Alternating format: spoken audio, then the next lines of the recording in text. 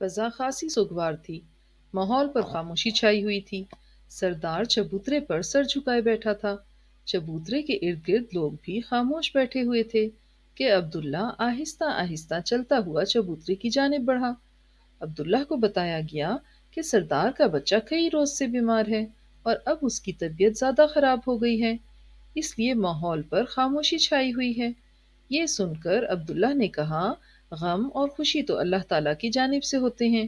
جب انسان کو خوشی میسر آتی ہے تو اس کی مسرت کی انتہا نہیں ہوتی، اور جب غم یا تکلیف پہنچتی ہے تو پریشان ہو جاتا ہے۔ انسان کو جب خوشی ملے تو اسے اللہ کا شکر ادا کرنا چاہیے، اور جب غم یا تکلیف پہنچے تو اس پر صبر کرنا چاہیے۔ میں آپ سب لوگوں کو بالعموم اور سردار کو بالخصوص کہنا چاہتا ہوں کہ وہ پریشانی کے اس عالم میں صبر سے کام لیں، اللہ تعالیٰ سے اچھی امید رکھیں۔ انسان جب خود کسی تکلیف یا مصیبت سے دوچار ہوتا ہے تب ہی اسے دوسروں کی تکلیف اور مصیبت کا احساس ہوتا ہے۔ عبداللہ نے سردار کو تسلی دینے کے بعد اپنی بات کا آغاز اس طرح کیا، گزشتہ روز میں نے آپ لوگوں کو شیب ابی طالب کا واقعہ اور وہاں سے بنو ہاشم اور بنو مطلب کی نجات کا بتایا تھا۔ اب 3 سالہ آزمائش کے دور کے بعد ابھی لوگوں نے اطمینان اور سکون کا سانس بھی نہیں لیا تھا کہ رحمت دو جہاں صلی اللہ علیہ وآلہ وسلم کو دل و جان سے چاہنے والے اور اپنا سب کچھ نچھاور کرنے والے چچا ابو طالب کا چند روزہ بیماری کے بعد 85 سال کی عمر میں انتقال ہو گیا۔ ابھی اس صدمے کے اثرات باقی تھے کہ رحمت دو جہاں صلی اللہ علیہ وآلہ وسلم کی جانثار بیوی سیدہ خدیجہ رضی اللہ عنہا بھی اس دنیا سے رخصت ہو گئیں۔ انتقال کے وقت سیدہ خدیجہ رضی اللہ عنہا کی عمر 65 سال تھی۔ عبداللہ نے بتایا، یہ واقعی بہت بڑے صدمے تھے جن سے محمد صلی اللہ علیہ وآلہ وسلم دوچار ہوئے۔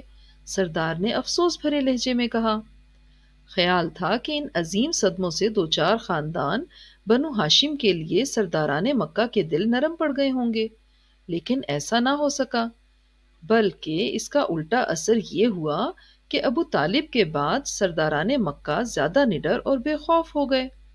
سردار ابو طالب سے تو وہ ڈرتے تھے، لیکن اب ان کا ڈر بالکل ختم ہو گیا تھا۔ اب ان ظالموں کا ہاتھ روکنے والا کوئی بھی نہیں تھا۔ رحمت دو جہاں صلی اللہ علیہ وآلہ وسلم نے جب دیکھا کہ مکہ شہر میں سرداران مکہ کی بھرپور مخالفت کی وجہ سے اللہ کا پیغام پھیلانے میں مشکلات پیش آ رہی ہیں، تو انہوں نے ارد گرد کی بستیوں میں جا کر اللہ کا پیغام پھیلانے کا پروگرام بنایا۔ اس پروگرام کے تحت آپ نے سب سے پہلے طائف جانے کا فیصلہ کیا۔ رحمت دو جہاں صلی اللہ علیہ وآلہ وسلم اپنے خادم زید بن حارثہ رضی اللہ عنہ کو ساتھ لے کر طائف روانہ ہوئے۔ یہ شہر مکہ سے جنوب مغرب کی جانب تقریباً 60 میل کے فاصلے پر واقع ہے۔ اچھی زمین اور اچھے موسم کی وجہ سے یہ علاقہ سرسبز و شاداب تھا۔ لوگ بہت خوشحال اور کھاتے پیتے تھے۔ ان میں سے 3 سردار عبد یلیل، مسعود اور حبیب بہت زیادہ مالدار تھے۔ یہ تینوں حقیقی بھائی بھی تھے۔ رحمت دو جہاں صلی اللہ علیہ وآلہ وسلم نے طائف کے سب سے زیادہ مالدار اور با اثر ان تینوں بھائیوں سے ملنے کا فیصلہ کیا۔ عبداللہ نے بتایا، مکہ شہر سے آنے والے معزز خاندان کے ایک معزز فرد ہونے کی وجہ سے ان سرداروں نے محمد صلی اللہ علیہ وآلہ وسلم سے بہت اچھا سلوک کیا ہوگا۔ ڈاکو نے خیال ظاہر کیا۔ جب رحمت دو جہاں صلی اللہ علیہ وآلہ وسلم ان سرداروں سے ملنے کے لیے ان کے ہاں پہنچے اور انہیں بتایا کہ میں اللہ کا رسول ہوں اور تمہیں اللہ کا پیغام سنانے آیا ہوں، تو تینوں نے آپ کا بہت مذاق اڑایا۔ ان میں سے ایک بولا، کیا اللہ کو رسول بنانے کے لیے تمہارے علاوہ کوئی اور نہیں ملا؟ دوسرے نے کہا، اگر اللہ نے تمہیں اپنا رسول بنایا ہے تو اسے چاہیے کہ وہ کعبے کا پردہ پھاڑ ڈالے۔ تیسرے نے کہا، میں تم سے بالکل بات نہیں کروں گا۔ اگر تم واقعی اللہ کے رسول ہو تو تمہاری بات کو رد کرنا میرے لیے انتہائی خطرناک ہے، اور اگر تم نے اللہ کے بارے میں جھوٹ کہا ہے تو پھر جھوٹے آدمی سے بات کرنا کسی بھی طرح مناسب نہیں ہے۔ رحمت دو جہاں صلی اللہ علیہ وآلہ وسلم نے 10 دن طائف میں قیام کیا۔ اس دوران میں آپ ان کے ایک ایک سردار کے پاس تشریف لے گئے اور ہر ایک سے گفتگو کی، لیکن سب کا ایک ہی جواب تھا کہ تم ہمارے شہر سے نکل جاؤ۔ چنانچہ انہوں نے شہر کے آوارہ لڑکے اور اوباش نوجوان اکٹھے کر لیے اور انہیں آپ کو ستانے اور ان کا مذاق اڑانے کا حکم دیا۔ ان برے لڑکوں اور گنڈوں نے رحمت دو جہاں صلی اللہ علیہ وآلہ وسلم کو برا بھلا ہی نہیں کہا، بلکہ آپ کو پتھر مار مار کر زخمی بھی کر دیا۔ زخموں سے خون بہہ کر آپ کے دونوں جوتے خون آلود ہو گئے۔ آپ کے غلام نے ڈھال بن کر پتھروں کو روکنے کی کوشش کی تو ان کے سر میں کئی جگہ چوٹ آئی۔ اس رنج و غم کی شدت سے آپ کی طبیعت نڈھال اور دل پاش پاش تھا۔ واپس آتے ہوئے جب آپ کرنے منازل پہنچے تو اللہ کے حکم سے حضرت جبریل علیہ السلام تشریف لائے۔ ان کے ساتھ پہاڑوں کا فرشتہ بھی تھا۔ جبریل علیہ السلام نے آپ کی خدمت میں حاضر ہو کر عرض کیا، طائف والوں نے جو کچھ آپ سے کیا ہے اللہ تعالیٰ نے اسے دیکھ لیا ہے۔ اب اس نے آپ کے پاس پہاڑوں کا فرشتہ بھیجا ہے تاکہ آپ اسے ان کے بارے میں جو چاہیں حکم دیں۔ پھر اس فرشتے نے رحمت دو جہاں صلی اللہ علیہ وآلہ وسلم کو آواز دی اور سلام کرنے کے بعد کہا، اگر آپ حکم دیں تو اس شہر کے ظالم لوگوں کو دونوں پہاڑوں کے درمیان پیس کر رکھ دوں۔ رحمت دو جہاں صلی اللہ علیہ وآلہ وسلم نے فرشتے کی بات سن کر فرمایا، نہیں، میں ایسا کلمہ نہیں کہوں گا۔ مجھے امید ہے کہ ان کی اولاد میں سے ایسے لوگ ضرور پیدا ہوں گے جو صرف ایک اللہ کی عبادت کریں گے اور اس کے ساتھ کسی کو شریک نہیں ٹھہرائیں گے۔ کتنے حوصلے اور صبر و استقامت کی بات ہے! مجھ جیسا آدمی ہوتا تو پہاڑوں کے فرشتے کو فوراً حکم دیتا کہ ان برے اور سنگ دل لوگوں کو دونوں پہاڑوں کے درمیان پیس کر رکھ دو۔ سردار نے کہا، رحمت دو جہاں صلی اللہ علیہ وآلہ وسلم محض نام کے رحمت دو جہاں نہیں تھے، ان کا ہر قول اور فعل ہر حال میں رحمت اور شفقت سے بھرپور ہوتا تھا۔ مکہ کے راستے میں واقع وادی نخلا میں آپ چند دن کے لیے ٹھہر گئے۔ اس دوران میں اللہ تعالیٰ نے آپ کے پاس جنوں یعنی جنات کی ایک جماعت بھیجی جس نے قرآن مجید کی تلاوت سن کر اسلام قبول کر لیا۔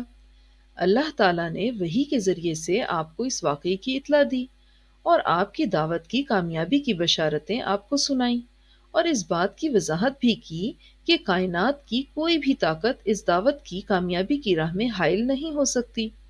اس غیبی مدد اور ان بشارتوں کے سامنے مایوسی کے وہ سارے بادل چھٹ گئے جو طائف سے نکلتے وقت گالیاں اور پتھر کھانے کی وجہ سے آپ پر چھائے تھے۔ چنانچہ آپ نے فوراً مکہ پلٹنے اور نئے سرے سے اسلام کی دعوت و تبلیغ کے کام میں گرم جوشی سے لگ جانے کا پختہ ارادہ کر لیا۔ آخر رحمت دو جہاں صلی اللہ علیہ وآلہ وسلم وہاں سے روانہ ہوئے اور مکہ کے قریب پہنچ کر ہیرا پہاڑ کے دامن میں ٹھہر گئے۔ پھر مکہ کے مختلف سرداروں کو پیغام بھیجا کہ وہ آپ کو پناہ دیں، لیکن سب نے معذرت کر لی۔ آخر آپ نے ایک نیک دل اور بااثر شخص مطعم بن عدی کو پیغام بھیجا کہ اگر آپ سرداران مکہ کے مقابلے میں مجھے پناہ دیں تو میں اس کے لیے آپ کا شکر گزار ہوں گا۔ مطعم بن عدی نے آپ کی حفاظت اور مدد کرنا قبول کر لیا اور اس کا سر عام اعلان کر دیا۔ مکہ کے سرداروں نے یہ سنا تو وہ کچھ عرصے کے لیے اپنے برے ارادوں سے باز آ گئے۔ مطعم بن عدی کا جب انتقال ہوا تو رحمت دو جہاں صلی اللہ علیہ وآلہ وسلم نے اس کی نیکی اور بھلائی کا کھلے دل سے اعتراف کیا اور ہمیشہ اس کی نیکی یاد رکھی۔ عبداللہ ذرا سانس لینے کے لیے رکا تو باکو نے پوچھا، پھر کیا ہوا؟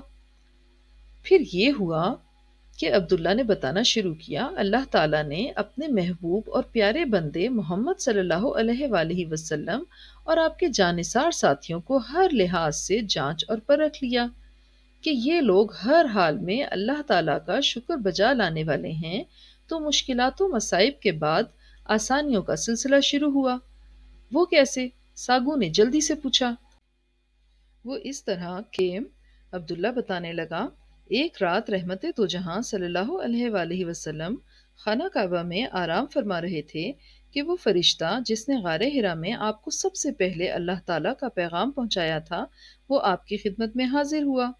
اس فرشتے کا نام جبریل تھا نا؟ تاکو نے عبداللہ کی بات مکمل ہونے سے پہلے ہی بتا دیا۔ آپ تو میری باتیں بڑی دلچسپی اور غور سے سن رہے ہیں، اسی لیے جھٹ سے فرشتے کا نام بتا دیا ہے، عبداللہ نے حیرت سے کہا۔ یہ سچی کہانی اتنی دلچسپ ہے کہ اس کی ایک ایک بات ذہن نشین ہوتی جا رہی ہے، تاکو نے خوشی سے بتایا۔ جبریل فرشتے نے حاضر ہو کر آپ سے کیا کہا؟ راکو نے پوچھا۔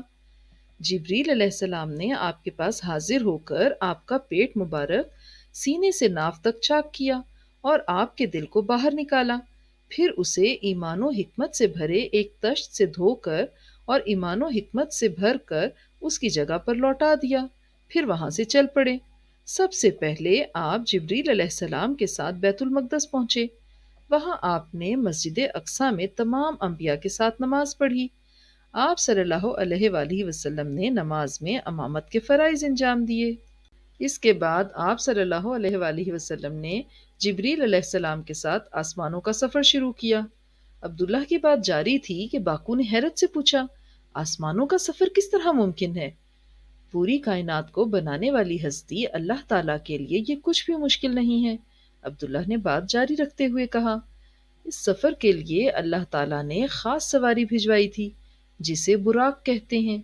اس کی رفتار اتنی تیز تھی کہ یہ اپنا قدم وہاں رکھتی تھی جہاں اس کی نگاہ کی آخری حد ہوتی تھی۔ براق کے ذریعے سے آپ نے تمام آسمانوں کی سیر کی، آخر میں ایک مقام سدرۃ المنتہا آیا۔ یہاں اللہ تعالیٰ نے وحی کے ذریعے سے آپ سے بات چیت کی اور آپ کو 3 تحفے عطا فرمائے۔ پہلا تحفہ مسلمانوں کو دن رات میں 5 بار نماز ادا کرنے کی صورت میں ملا، دوسرا تحفہ سورہ بقرہ کی آخری 2 آیتیں تھیں، اور تیسرا تحفہ یہ تھا کہ آپ کی امامت میں سے جو شخص اللہ کے ساتھ کسی کو شریک نہیں ٹھہرائے گا، اس کے کبیرہ گناہوں کی معافی کا اعلان تھا۔ یہ جو ہر روز تم دن میں 5 بار منہ، ہاتھ اور پاؤں دھو کر اور کپڑا بچھا کر اٹھتے بیٹھتے ہو اور پھر منہ دائیں بائیں پھیر کر اٹھ جاتے ہو، کیا اسے نماز کہتے ہیں؟ ساگو نے پوچھا۔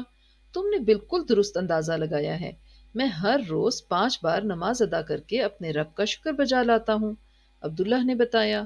محمد صلی اللہ علیہ وآلہ وسلم آسمانوں پر کتنے مہینے یا سال رہے؟ تاکو نے سوال کیا۔ رحمت دو جہاں صلی اللہ علیہ وآلہ وسلم کی سیرت یعنی آپ کی زندگی کے حالات و واقعات لکھنے والوں نے لکھا ہے کہ آپ نے مکہ سے بیت المقدس تک اور وہاں سے 7 آسمانوں سے اوپر تک کا سفر رات کے بہت تھوڑے سے وقت میں طے کر لیا تھا، عبداللہ نے بتایا۔ مکہ کے عام لوگوں اور خاص طور پر سرداران مکہ نے اس واقعے کے متعلق کیا رد عمل ظاہر کیا؟ تاکو نے دریافت کیا۔ جب صبح ہوئی تو رحمت دو جہاں صلی اللہ علیہ وآلہ وسلم نے مکہ والوں کو ان بڑی بڑی نشانیوں کے بارے میں بتایا۔ ابو جہل نے جب یہ سنا کہ محمد صلی اللہ علیہ وآلہ وسلم رات کو مکہ سے بیت المقدس گئے ہیں تو اس نے توہین آمیز انداز میں کہا، یہ کیسے ہو سکتا ہے کہ کوئی آدمی راتوں رات مکہ سے بیت المقدس جا کر واپس بھی آ جائے؟ یہ قطعی ممکن نہیں۔ اس کے جواب میں آپ صلی اللہ علیہ وآلہ وسلم نے فرمایا، میں جو کہہ رہا ہوں وہ بالکل سچ ہے۔ ابو جہل نے یہ سن کر بہت سے لوگوں کو آپ صلی اللہ علیہ وآلہ وسلم کے گرد جمع کر لیا اور یہ سب مل کر آپ کا مذاق اڑانے لگے۔ رحمت دو جہاں صلی اللہ علیہ وآلہ وسلم نے پھر فرمایا، میں واقعی رات کو مکہ سے بیت المقدس اور وہاں سے آسمانوں پر گیا اور پھر مکہ واپس پہنچا ہوں۔ پھر آپ نے انہیں کچھ نشانیوں کے بارے میں وضاحت سے بتایا۔ سرداران مکہ یہ سن کر آپ کا اور زیادہ مذاق اڑانے لگے۔ وہ اس بات پر یقین کرنے کے لیے قطعاً تیار نہیں تھے کہ مکہ سے بیت المقدس کا کئی ہفتوں کا سفر ایک رات میں طے ہو سکتا ہے۔ سرداران مکہ میں سے ایک نے رحمت دو جہاں صلی اللہ علیہ وآلہ وسلم کے انتہائی قریبی ساتھی حضرت ابوبکر رضی اللہ عنہ سے اس واقعے کا ذکر کیا۔ اس کا خیال تھا کہ ابوبکر رضی اللہ عنہ بھی اس بات پر یقین نہیں کریں گے۔ اس طرح محمد صلی اللہ علیہ وآلہ وسلم اپنے قریبی دوست اور ساتھی سے محروم ہو جائیں گے۔ لیکن حضرت ابوبکر رضی اللہ عنہ نے سارا واقعہ سن کر کہا، اگر یہ سب کچھ رحمت دو جہاں صلی اللہ علیہ وآلہ وسلم نے کہا ہے تو وہ بالکل سچ کہتے ہیں، میں اس بات کی تصدیق کرتا ہوں۔ یہی وجہ ہے کہ اس واقعے کے بعد حضرت ابوبکر رضی اللہ عنہ صدیق کے لقب سے مشہور ہو گئے۔ صدیق کا مطلب ہے بڑا سچا۔ اب سرداران مکہ نے آپ کو آزمانے کا فیصلہ کیا۔ اکٹھے ہو کر آپ صلی اللہ علیہ وآلہ وسلم کے پاس آئے اور پوچھنے لگے، آپ ہمیں بیت المقدس کی نشانیاں بتائیں۔ رحمت دو جہاں صلی اللہ علیہ وآلہ وسلم نے اس سے پہلے بیت المقدس دیکھا نہ تھا اور نہ اس رات اس کی نشانیاں یاد رکھی تھیں، لیکن اللہ نے بیت المقدس آپ کی آنکھوں کے سامنے کر دیا۔ آپ اس کو دیکھتے جاتے اور اس کی نشانیاں بتاتے جاتے۔ آپ نے بیت المقدس کی ایک ایک نشانی اور جگہ بتائی۔ وہ آپ کی تردید نہ کر سکے، بلکہ یہ اعتراف کیا کہ جہاں تک بیت المقدس کی نشانیوں کا تعلق ہے وہ آپ نے بالکل ٹھیک بیان کی ہیں۔ انہوں نے اپنے ایک قافلے کے متعلق سوال کیا جو ملک شام سے آ رہا تھا۔ آپ نے اس قافلے کے اونٹوں کی تعداد اور قافلے کے سب سے اگلے اونٹ کے بارے میں بتایا۔ غرض آپ نے سب باتیں تفصیل سے بیان فرمائیں۔ یہ ساری باتیں سن کر ان کی زبانیں بند ہو گئیں، لیکن ایمان ان کی قسمت میں نہیں تھا، اس لیے وہ اسے آپ کے جادو کا کرشمہ کہنے لگے۔ عبداللہ نے تفصیل سے بتایا۔ اس اہم واقعے کے بعد کیا ہوا؟ راکو نے پوچھا۔ واقعہ معراج کے بعد حالات نے کیا رخ اختیار کیا، اس کے متعلق آپ لوگوں کو کل بتاؤں گا، یہ کہتے ہوئے عبداللہ نے اپنی جھونپڑی کی راہ لی۔ دوستو، اگر ابھی تک آپ نے ہمارے چینل کو سبسکرائب نہیں کیا تو اسے سبسکرائب کر لیں، اور اگر آپ کو یہ کہانی پسند آ رہی ہے تو اس کو شیئر کریں، لائک کریں اور کامنٹ سیکشن میں جا کر کامنٹ دینا نہ بھولیے گا۔ شکریہ۔